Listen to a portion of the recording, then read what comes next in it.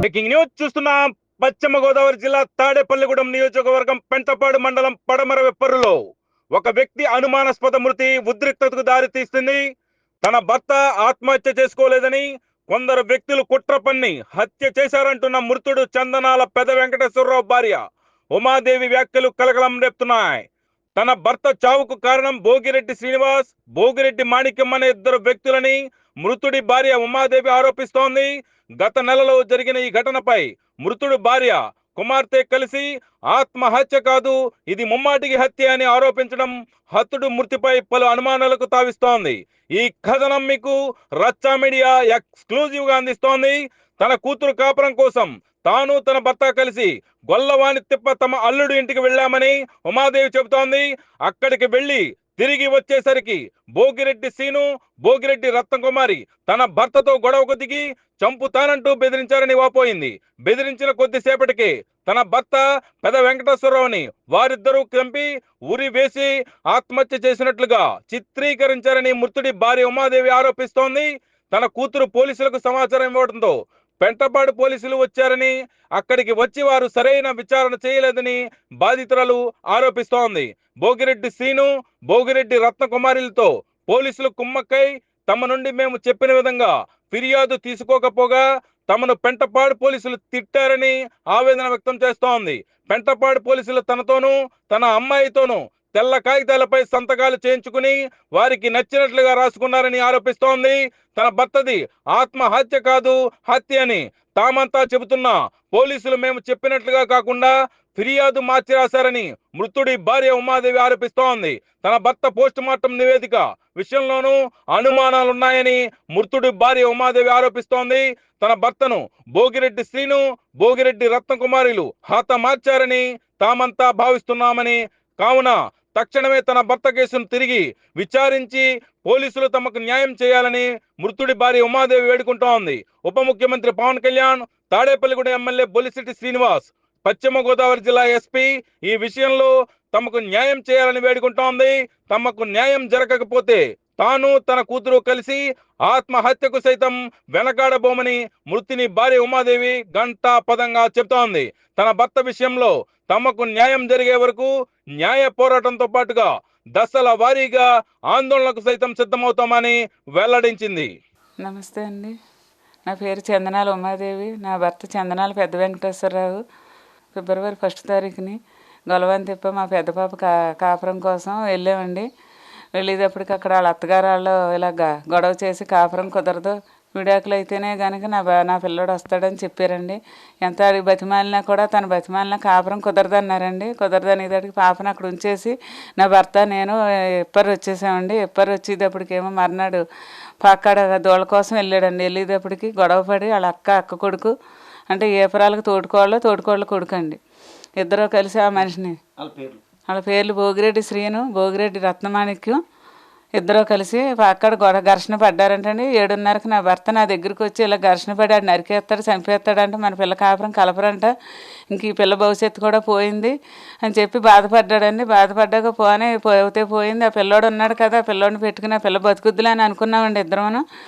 వేరే వాళ్ళకి పనికి వెళ్తున్నాడండి అతను. ఆ పనికి వెళ్తాం గురించి మేస్త్రులు వస్తారేమో అని వెళ్ళిపోయాడండి. వెళ్ళేటప్పటికి మళ్ళీ 9:30 పావు తక్కువ 10 లోపల నాకు భర్త చనిపోయాడు, ఉరేసుకుని చనిపోయాడు అని చెప్పి మా తోటికోళ్ళ గారు పిల్లోడు చందనాల చిన్ని అండి, పుల్లయ్య గారు అంటారు, ఆ పిల్లోడు వచ్చి చెప్పాడండి. చెప్పేదాడు నా భర్త అయితే చచ్చిపోయే వ్యక్తి కాదు, చంపేశాడు, భోగిరెడ్డి శ్రీని హత్య చేశాడు, నేను రానని చెప్పానండి. రానని చెప్పేటప్పటికి రావాలని పక్కోళ్ళు చుట్టుపక్కల వాళ్ళు భారీగా నీకు ధర్మం కదా నువ్వు వెళ్ళాలని అంటే వెళ్ళానండి. వెళ్ళేటప్పటికి గడ్డి మీద పడుకోబెట్టేసేసి టెంట్ వేసుకుని టీలు తాగుతున్నారండి అందరూ. నా భర్త అయితే చచ్చిపోయి మనిషి అయితే కాదమ్మా, నా భర్తని ఎలాగైనా సరే బొలిశెట్టి శ్రీను గారు, పవన్ కళ్యాణ్ గారు ఈ వచ్చి కారణం ఎవరో అందరూ కలిపి మాకు ఎవరో సపోర్ట్ లేరండి. నేను ఒంటరిగా ఉన్నాను, ఆ పిల్లకే భర్త లేడండి, ఆ పిల్ల అలాగే ఉంటుంది. ఆ పిల్లోడేమో వేరే వేరే ఎఫ్ఐఆర్లు ఎట్టుకుని వెళ్ళిపోయాడు. ఆ పిల్ల, నేను, ఆ మనవలు అందరం ఒంటరిగా, మాకు మగ దిక్కు అయితే లేరమ్మ. దిక్కులేని పక్షుల్లాగా ఉన్నాం. మాకు ఎవరైనా న్యాయం చెయ్యాలి. ఆ శవం చుట్టూరు కూడా అందులో ఎవరెవరైతే పాత్రలు ఉన్నారో పసల మహేష్, చిమ్మిల తాతయ్య గారు అబ్బాయి బాబీ, బాలకృష్ణ, కందులు బాలకృష్ణ, వీళ్ళందరూ ఉండి ఆ పోలీసులకు సపోర్ట్ చేసి శవం కూడా పోస్ట్ మార్టం కూడా వాళ్ళే వెళ్ళారమ్మ. నాకు అసలు ఏం చేస్తున్నానో ఏంటో అసలు ఆ మనిషి. పోలీసులు వచ్చారమ్మ. పాప ఇలా కేసు పెట్టుకున్నామండి, మేము మనిషిని ఉరేసుకున్నానని చెప్పారు, కానీ ఉరేసుకున్న మనిషిని అయితే మేము చూడలేదండి. ఏలాడుతున్నట్టు చుట్టుపక్కల కూడా ఎవరో చూడలేదంటండి. అందరూ గడ్డి మీద పడుకోబెట్టాక చూసిన వాళ్ళే అండి. కొట్టి చంపేశారండి మొత్తానికి. ఆ భోగిరెడ్డి శ్రీను, ఆ భోగిరెడ్డి రత్నమాణిక్యం హత్య చేసి చంపేసేసండి. వాళ్ళే ఉన్నారు. చందనాల నాగమణి అండి మా తోటికోళ్ళు కూడా ఉంది ఆ దొడ్లో. ఇంకెవ్వరో లేరండి. చుట్టుపక్కల వాళ్ళు కూడా ఎవరో చూడలేదు, మేము చూడలేదు అన్నవాళ్ళే అండి. ఎవరు చూసినా, నేను కూడా చూడలేదండి. మేము చూసిందల్లా గడ్డి మీద మనిషిని చూసామండి. పాడి కూడా ఏర్పాటు చేసేసి ఉంచేసారండి మేము వెళ్ళేటప్పటికి. పాడి కూడా ఉంది పక్కనేని. కూడా పోలీసులు వచ్చి కూడా మమ్మల్ని ఎవరిని సంప్రదించలేదు. చుట్టూరు ఆ కూడా భోగిరెడ్డి శ్రీని తరపుకి సంబంధించిన వాళ్ళే ఉన్నారండి.